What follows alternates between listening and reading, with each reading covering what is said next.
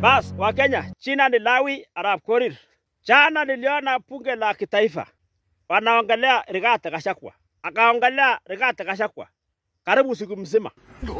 Rigathi Gachagua, Junet Mohamed, Rigathi Gachagua.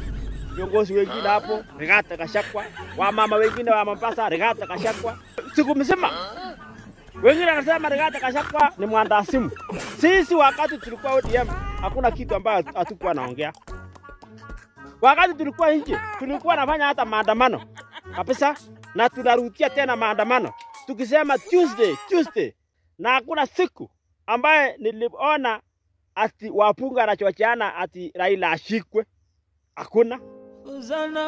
Mbona Rigathi Gachagua? Na hata Rigathi Gachagua achafanya hata maandamano kuongea tu. Alafu nakuja kusema ati ashikwe. Unasema ati anatishia wasanii.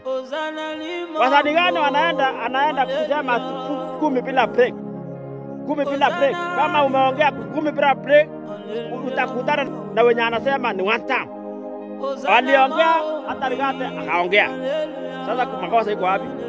Wewe ukisema 10 bila break, mimi naikuja kusema hapana, si 10 ni 5. Na hakuna makosa hapo.